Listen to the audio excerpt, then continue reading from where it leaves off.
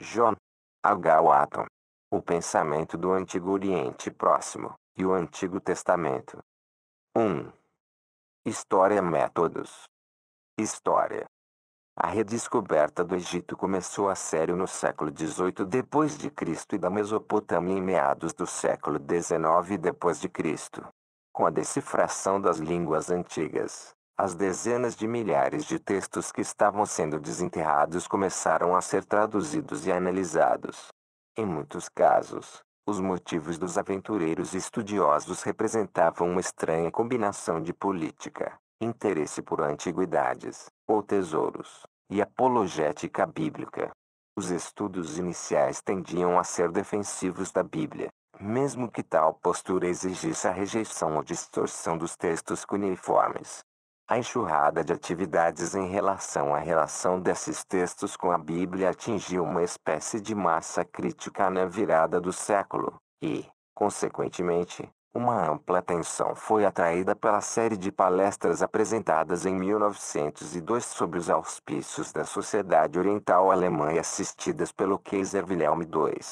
O que o julgamento de Scopes foi para discussão da evolução, essas palestras foram para estudos comparativos. O palestrante foi o famoso assiriologista Friedrich Delitzsch, filho do famoso comentarista bíblico conservador Franz Delitzsch. As palestras de Delitzsch, intituladas Babel, sob Bibel, trouxeram uma atenção mais focada ao impacto da assiriologia na compreensão da Bíblia. Mais controversa, no entanto, foi sua afirmação de que a literatura da Bíblia era dependente, e até mesmo emprestada, da literatura da cultura dominante representada na região dos rios Tigre e Eufrates. Sua alegação foi: a evidência mesopotâmica nos mostra não apenas paralelos com os costumes e ideias do Antigo Testamento, mas evidências genuínas sobre sua origem.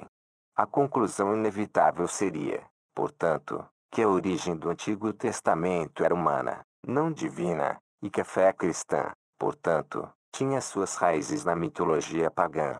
Mais duas palestras elaborando esta tese vieram nos 2 anos seguintes.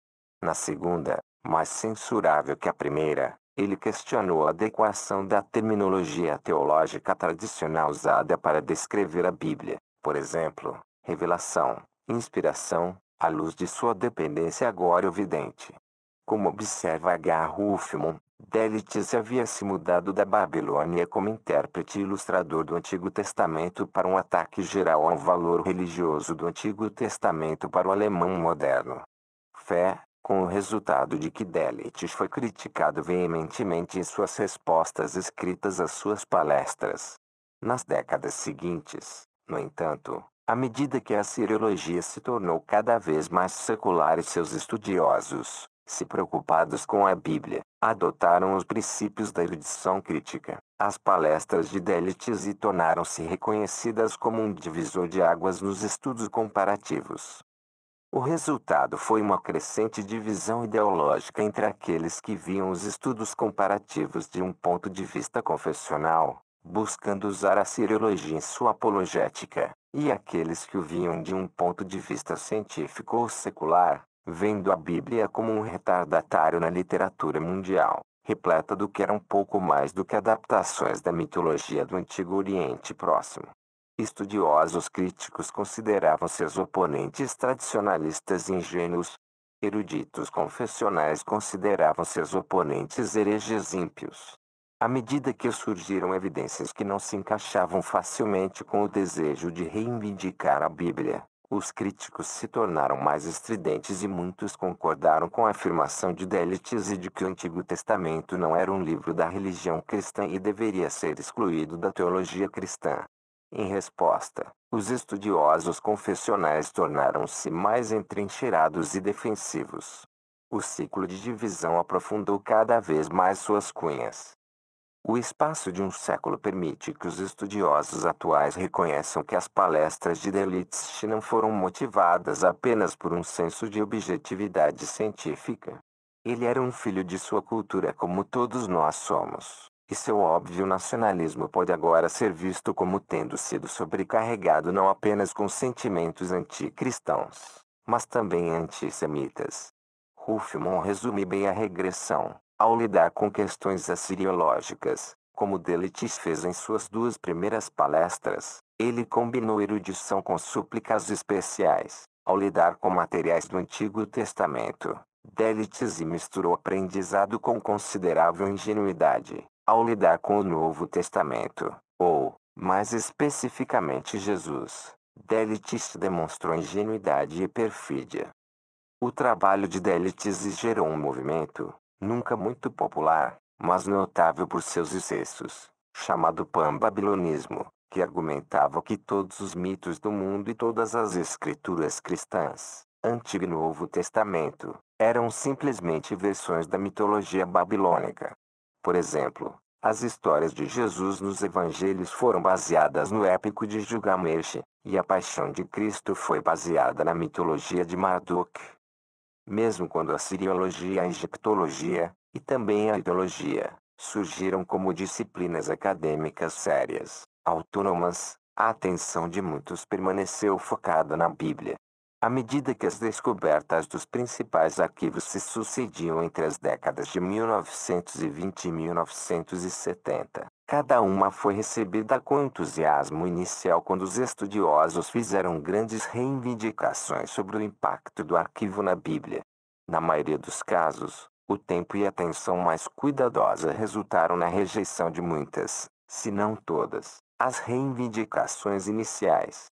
A maturidade metodológica começou a ser demonstrada no cuidadoso trabalho de W. W. Hale, que promoveu uma abordagem equilibrada chamada abordagem contextual, que busca identificar e discutir tanto as semelhanças quanto as diferenças que podem ser observadas entre a Bíblia e os textos da Antiga Leste. O objetivo de Hale não é encontrar a chave para todos os fenômenos bíblicos em algum precedente antigo do Oriente Próximo, mas sim mostrar o texto bíblico contra seu ambiente literário e cultural mais amplo. Apóstrofe assim, não devemos sucumbir à paralelomania ou à paralelofobia. Apóstrofo é o trabalho de Hale que forneceu a base para a seguinte discussão de metodologia. Metodologia. O que é estudo comparativo? Assim como seria tolice pensar que todos os europeus compartilham a mesma cultura, seria um erro supor que babilônios, hititas, egípcios, israelitas e sumérios compartilhassem a mesma cultura. Haveria até diferenças notáveis entre os babilônios do segundo milênio da época de Hammurabi e os babilônios do primeiro milênio na época de Nabucodonosor. No entanto, havia alguns elementos que muitas das culturas do Antigo Oriente Próximo tinham em comum, e certamente muitas áreas em que compartilhavam mais semelhanças entre si do que com nossa cultura moderna. Em última análise, o objetivo dos estudos de fundo é examinar a literatura e a arqueologia do Antigo Oriente Próximo, a fim de reconstruir o comportamento, crenças, cultura, valores e visão de mundo das pessoas.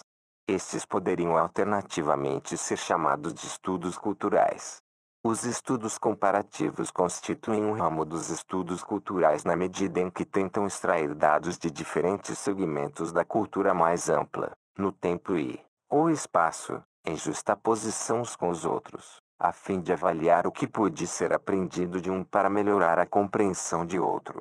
O alcance dessa compreensão pode incluir comportamento e crença dentro da cultura, ou as maneiras pelas quais uma cultura é representada na arte ou na literatura. Dentro da categoria literária, as áreas de pesquisa incluem as questões mais amplas do gênero literário, a análise de tradições e textos específicos e o uso de metáforas, expressões idiomáticas e palavras individuais. Desenvolvimento de metodologia de som, para estudo comparativo. Como se pode inferir da história relatada no início do capítulo, os primeiros praticantes foram distraídos dessa tarefa maior por curiosidade ou por machados para trabalhar. Seja defendendo ou criticando a Bíblia ou defendendo o Antigo Oriente Próximo, alguns estudiosos se enredaram no uso de estudos culturais e comparativos como meio para um fim polêmico. Como costuma acontecer em polêmicas de qualquer tipo, técnicas como a seletividade e a súplica especial podem criar distorção. Essa aplicação polêmica resultou no abuso de estudos comparativos e acadêmicos em ambas as extremidades do espectro. Consequentemente, alguns estudiosos confessionais concluíram que os estudos comparativos representavam um perigo para o texto bíblico quando viam empunhado como uma arma de ceticismo e incredulidade. Ao mesmo tempo, alguns estudiosos críticos ridicularizavam abertamente o que viam como tentativas fracas de apologistas de usar estudos comparativos para provar que a Bíblia era verdadeira.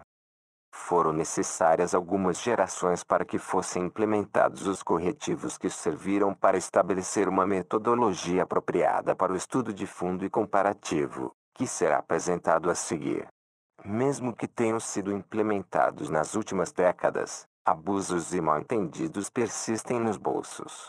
Esses corretivos metodológicos expuseram os perigos inerentes à pesquisa que ignora semelhanças ou diferenças entre a Bíblia e o Antigo Oriente Próximo. Um dos primeiros e mais significativos corretivos foi a insistência de que nem os estudos bíblicos nem os estudos do Antigo Oriente Próximo deveriam ser subordinados um ao outro. Ambos representam disciplinas autônomas, embora possam se beneficiar mutuamente da fertilização cruzada.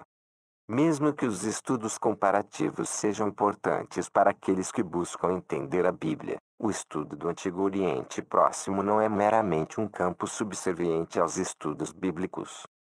A Siriologia, Egiptologia e similares são disciplinas em si mesmas e atividades acadêmicas, culturais e linguísticas válidas. O estudo comparativo por estudantes da Bíblia é apenas uma aplicação das descobertas desses campos. Porque os estudantes da Bíblia precisam de estudo comparativo. Dimensão cultural, da língua e literatura. Quando comecei a ensinar no início da década de 1980, podia me referir de passagem ao incidente em Kent State e ter certeza de que os alunos saberiam do que eu estava falando. Na década de 1990, isso não era mais o caso. Como outro exemplo, ainda posso me referir ao Muro de Berlim ou à Cortina de Ferro e supor que os alunos não precisam de mais explicações. Dentro de uma década, isso pode não ser mais verdade. A comunicação eficaz requer um conjunto de palavras, termos e ideias acordados. Como a comunicação requer um terreno comum de entendimento, tanto o orador quanto o público devem fazer o que puderem para entrar nesse terreno comum. Para o orador, isso muitas vezes requer acomodação para a audiência. Usa-se palavras, representando ideias, que o público vai entender, assim, por definição, acomodando-se ao público-alvo. Quando esse núcleo comum de compreensão existe, o autor não se incomodará em se explicar para o público compreensivo contra a chance de uma pessoa desinformada estar ouvindo. É aí que entra o trabalho do público se ele não for nativo da matriz língua, cultura, porque chegar a esse ponto comum pode exigir a busca de informações ou explicações adicionais. Se alguém fora da matriz de língua, cultura quiser tirar proveito da informação que é comunicada dentro da matriz de língua, cultura, a educação cultural é necessária. O indivíduo tem que se adaptar à matriz de língua, cultura desconhecida. Por exemplo, 2 vezes por ano na maior parte dos Estados Unidos e em muitos outros lugares ao redor do mundo encontramos o fenômeno conhecido como horário de verão. Se alguém de outra cultura viesse aos Estados Unidos e ouvisse a frase horário de verão, nenhum estudo das palavras individuais os alertaria para seu significado. Eles precisariam de informações que lhes permitissem se adaptar à cultura. São questões que vão além da linguagem para a cultura. Da mesma forma, se vamos compreender a comunicação que ocorreu entre membros de uma cultura antiga, teremos que ajustar nosso pensamento para poder sentar no círculo de comunicação com os antigos.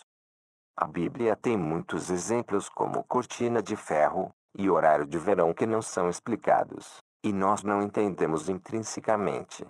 Mas, em muitos casos, a chave para a compreensão pode ser encontrada em outra literatura do Antigo Oriente Próximo. Quando estudamos um texto antigo, não podemos fazer com que as palavras signifiquem o que queremos que elas signifiquem. ou presumir que elas significam para o público antigo o mesmo que significam para um público moderno. A própria linguagem é uma convenção cultural e, como a Bíblia e outros documentos antigos usam a linguagem para se comunicar, eles estão vinculados a uma cultura. Como intérpretes, então, devemos nos adaptar à matriz de linguagem, cultura do mundo antigo ao estudarmos o Antigo Testamento.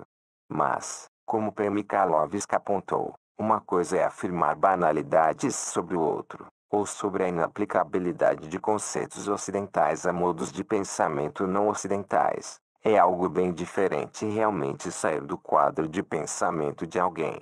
Referência e tente uma análise adequada. Essa consciência da integração de linguagem e cultura, e, em última análise, visão de mundo, nos leva muito além dos tipos de pesquisa mencionados no início deste capítulo. Aqui não estamos mais falando sobre tentar descobrir qual religião é melhor, quem foi mais ético, quem copiou qual literatura de quem, ou o que deve ser considerado escritura e o que não deve. A metodologia não precisa ser adaptada para detectar empréstimos literários ou governar agendas polêmicas. Quando estudos comparativos são feitos no nível do ambiente cognitivo, tentando entender como as pessoas pensavam sobre si mesmas e seu mundo, uma metodologia mais ampla pode ser usada. Por exemplo, quando peças literárias são comparadas para considerar a questão da dependência, o ônus da prova recai apropriadamente sobre o pesquisador ao considerar as questões de proximidade e transmissão, isto é, se os povos envolvidos tivessem entrado em contato com a literatura uns dos outros, e existe um mecanismo para transmitir essa literatura de uma cultura para outra. Questões literárias de gênero, estrutura e contexto seriam investigadas, bem como dimensões geográficas, cronológicas e étnicas. Ao considerar conceitos culturais ou visões de mundo maiores, no entanto, tais demandas não seriam tão rigorosas, embora não pudessem ser totalmente ignoradas. Quando vemos evidências no texto bíblico de um cosmos de 3 camadas, temos apenas que perguntar: o conceito de um cosmos de 3 camadas existe no Antigo Oriente Próximo? Uma vez verificado que sim, nossa tarefa passa a ser tentar identificar como a percepção de Israel do cosmos pode ter sido a mesma ou diferente da que encontramos em outros lugares. Não precisamos descobrir como Israel teria obtido tal conceito ou de quem eles teriam emprestado. Empréstimos não são o problema, então a metodologia não precisa abordar isso. Da mesma forma, isso não precisa dizer respeito a cujas ideias são derivadas. Há simplesmente um terreno comum em todo o ambiente cognitivo das culturas do mundo antigo. Há uma grande distância entre tomar emprestado de uma determinada peça de literatura e ressoar com a cultura mais ampla que foi influenciada por suas literaturas. Como um exemplo moderno, quando os americanos falam da filosofia de comer, beber e ser feliz, pois amanhã morreremos, eles estão ressoando com uma ideia que penetrou na sociedade em vez de tomar emprestados escritos do filósofo grego Epicuro, que é tradicionalmente identificado com a promoção dessa abordagem da vida. Historicamente, a filosofia de Epicuro penetrou na cultura e pode, portanto, ser refletida em declarações hoje. As exigências de proximidade seriam consideravelmente relaxadas. Uma trilha cultural não será tão definível quanto uma trilha literária, nem o rastreamento exigirá os mesmos critérios. Dimensões culturais do gênero literário. De modo geral, reconhece-se agora que a determinação da dependência literária não é tão simples como se pensava, nem deveria ser o objetivo dominante dos estudos comparativos. Em vez disso, as observações cuidadosas de semelhanças e diferenças em peças de literatura ajudam a informar o estudo da Bíblia e do Antigo Oriente Próximo. Para aqueles que têm interesse em entender a Bíblia, não deve ser surpresa que essa literatura israelita reflita não apenas a cultura específica dos israelitas, mas muitos aspectos da cultura mais ampla do Antigo Oriente Próximo. Mesmo quando um texto bíblico se envolve em polêmica ou oferece críticas à cultura mais ampla, para fazê-lo, seus autores devem estar cientes e interagir com o pensamento e a literatura atuais. Quando comparamos a literatura do Antigo Oriente Próximo com a Bíblia, estamos, em última análise, tentando recuperar aspectos do antigo ambiente cognitivo que podem nos ajudar a entender um pouco melhor a perspectiva israelita. Ao ter um vislumbre de como eles pensavam sobre si mesmos e seu mundo, às vezes descobrimos maneiras que os israelitas pensariam que diferem totalmente de como pensamos. Além das palavras e ideias da própria literatura, outra área em que devemos ser sensíveis às questões culturais é a forma como entendemos os gêneros literários. Não deveria ser surpresa que os gêneros do Antigo Testamento precisem ser comparados aos gêneros da cultura mais ampla. Alguns gêneros teriam operado de maneira diferente no mundo antigo do que em nossa própria cultura, portanto, devemos nos familiarizar com a mecânica dos gêneros representados no Antigo Oriente Próximo. Quer estejamos olhando para a literatura sapiencial, literatura ínica, literatura histórica ou literatura jurídica, encontramos doses generosas de semelhanças e diferenças. Compreender o gênero de uma obra literária é necessário se desejamos perceber as intenções do autor. Como perceber as intenções de um autor é um ingrediente essencial para a interpretação teológica e literária de um texto, reconhecemos que a compreensão do gênero contribui para a interpretação legítima.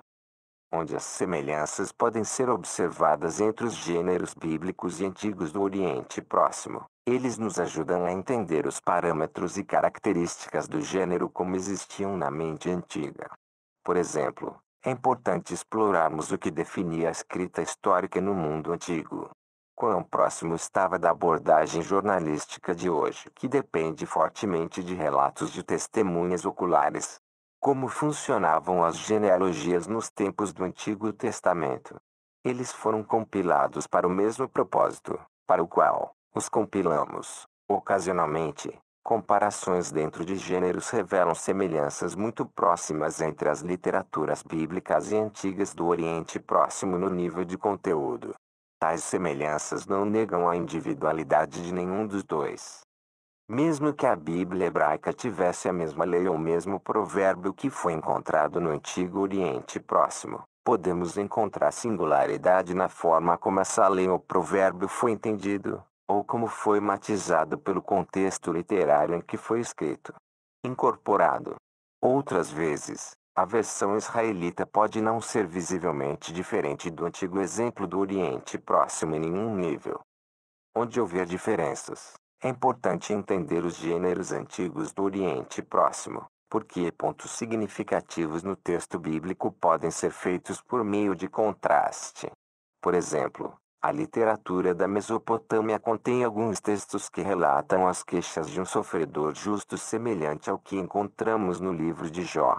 A teologia por trás do livro de Jó, no entanto, não apenas oferece explicações diferentes, mas até usa a mentalidade do Antigo Oriente Próximo, representada nos argumentos dos amigos de Jó, como contraste. Jó mantém sua integridade justamente por não adotar a mentalidade de apaziguamento recomendada por seus amigos, Jó 27:16, que era representativa do Antigo Oriente Próximo. A mensagem do livro é realizada em contraponto. Se não tivermos consciência dos contrastes, perderemos algumas das nuances. Ao longo deste livro estarei apresentando o que pode ser entendido sobre o ambiente cognitivo do Antigo Oriente Próximo, intercalando explorações comparativas para considerar semelhanças e diferenças específicas encontradas em Israel. Dimensão cultural da prática religiosa. Outro aspecto do estudo comparativo diz respeito à religião comparada. Uma das afirmações mais consistentes feitas dentro do texto bíblico diz respeito à distinção da religião israelita. Mas, ao mesmo tempo, o texto não esconde o fato de que as distinções que foram articuladas na teoria muitas vezes não se traduziram na prática. Consequentemente, o estudo comparativo é útil tanto para entender a prática religiosa de fundo com a qual o ideal bíblico é contrastado, quanto para entender os elementos sincretistas que foram representados na prática comum. Mesmo ao notar os contrastes, no entanto, O estudo comparativo revelará muitas áreas de continuidade ao lado da descontinuidade observada. Por exemplo, embora o ideal bíblico seja anicônico, sem uso de ídolos, o estudo da iconografia religiosa pode dar entendimento a objetos como a Arca da Aliança. Como segundo exemplo, embora os profetas neguem o uso dos lugares altos, os lugares altos tiveram um papel até mesmo na adoração legítima em alguns períodos. De fato, por mais continuidade que os teólogos cristãos tenham desenvolvido entre as ideias religiosas do Israel pré-exílico e as do cristianismo, provavelmente não há tanto terreno comum entre eles quanto havia entre as ideias religiosas de Israel e as ideias religiosas da Babilônia. Quando pensamos nos conceitos religiosos do Antigo Testamento, como sacrifício ritual, santuários, espaço sagrado, sacerdotes e seu papel, criação, natureza do pecado, comunicação com divindade e muitas outras áreas, percebemos que os babilônios teriam achado a prática israelita muito mais compreensível do que nós. Além disso, embora houvesse aspectos da prática religiosa cananeia ou babilônica, como a ideologia por trás de certos rituais, que não eram entendidos claramente pelos israelitas, eles estavam bem familiarizados com os elementos e ideais básicos das crenças de seus vizinhos. Como H.W.F. Sales apontou, por exemplo, um homem como o rei Jeú de Israel deve ter sido capaz de ser bastante convincente como adorador de Baal e bem informado sobre as nuances de sua prática religiosa para conseguir persuadir todos os adoradores de Baal para largar suas armas e entrar no templo para ser morto. 2 Reis 11:18-28. Sales dá vários outros exemplos e faz seu ponto de vista de forma persuasiva. Não devemos cometer um erro em nossa avaliação em qualquer direção. Tanto as semelhanças como as diferenças devem ser observadas, documentadas e avaliadas, não para criticar, mas para compreender. Embora alguns usem estudos comparativos para contradizer afirmações feitas no texto bíblico, os dados não precisam ser tão empregados.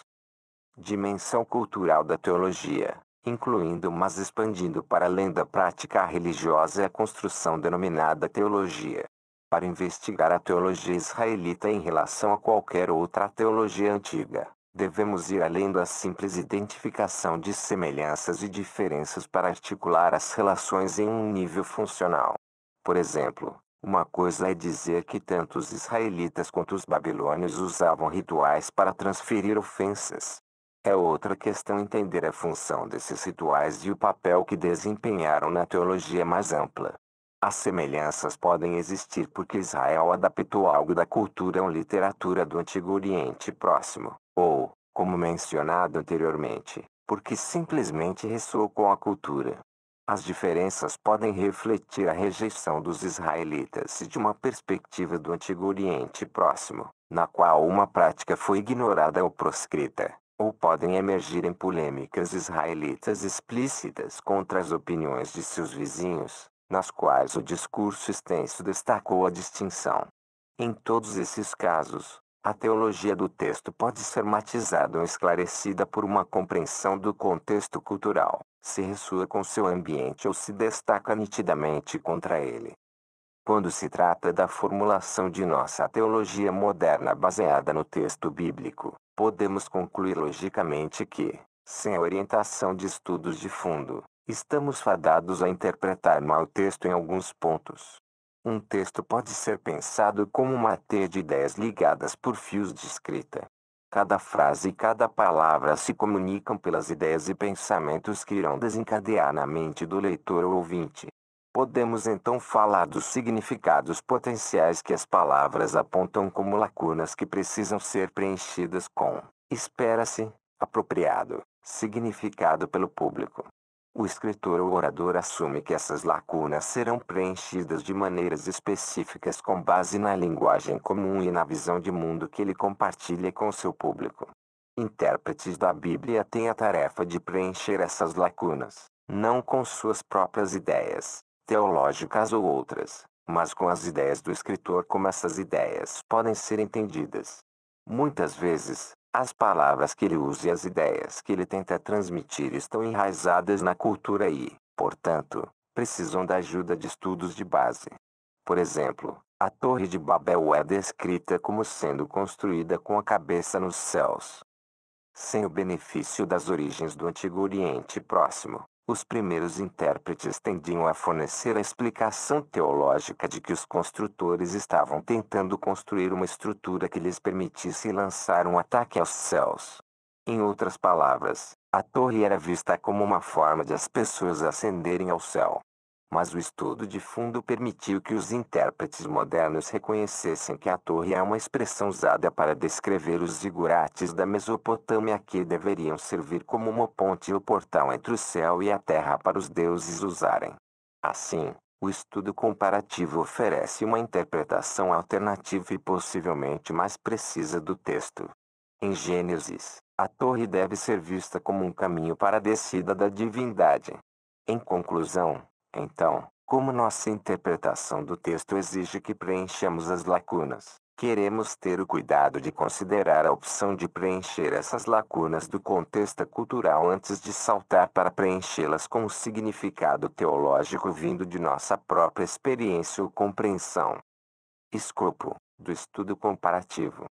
À medida que continuamos a pensar no nível do ambiente cognitivo comum, teremos motivos para ampliar o foco de nossos estudos comparativos.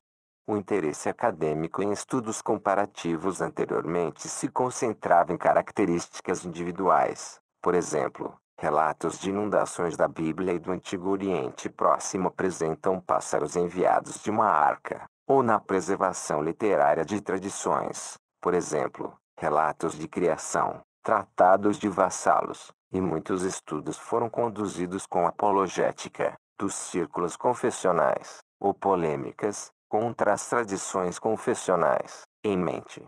Os interessados na interpretação do texto só mais recentemente começaram a reconhecer a importância de estudos comparativos que enfocam questões conceituais conduzidas com a iluminação da dinâmica cultural e visão de mundo por trás do texto em mente. A pesquisa comparativa no campo bíblico muitas vezes se tornou uma espécie de caça paralela. Uma vez estabelecido que certa expressão ou costume bíblico tem um paralelo fora da Bíblia, todo problema é considerado resolvido. Não se pergunta se o elemento extrabíblico tem ou não o mesmo lugar na vida, a mesma função no contexto de sua própria cultura. A primeira pergunta que deve ser feita na pesquisa comparativa é a do Citizen Leben e o significado do paralelo extrabíblico aduzido. Não é até que isso tenha sido estabelecido que o paralelo pode ser utilizado para elucidar um fato bíblico.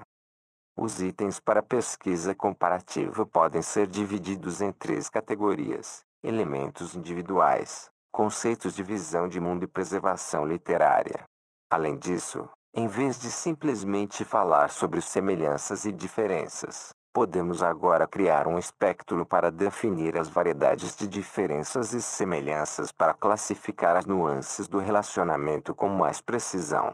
Isso está representado na figura 1. Cada ponto identifica um nível de relacionamento entre o Antigo Testamento e o Antigo Oriente Próximo. Exemplos em qualquer uma das 3 categorias listadas acima podem ser encontrados em cada um desses 7 níveis de relacionamento. Conclusões. Princípios do estudo comparativo. 10 princípios importantes devem ser mantidos em mente ao fazer estudos comparativos. 1. Tanto as semelhanças quanto as diferenças devem ser consideradas. 2. As semelhanças podem sugerir uma herança cultural comum ou ambiente em vez de empréstimos. 3. Não é incomum encontrar semelhanças na superfície, mas diferenças no nível conceitual e vice-versa. 4. Todos os elementos devem ser entendidos em seu próprio contexto com precisão possível antes das comparações transculturais, ou seja, um estudo de fundo cuidadoso deve preceder o estudo comparativo. 5. A proximidade no tempo, na geografia e nas esferas de contato cultural aumentam a possibilidade de interação que leva à influência. 6. Um caso de empréstimo literário requer a identificação de prováveis canais de transmissão. 7.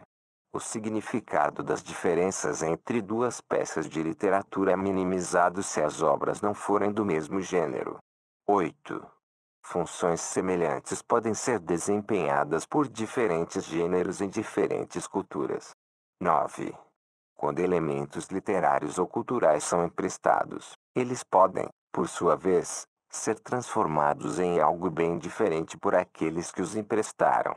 10.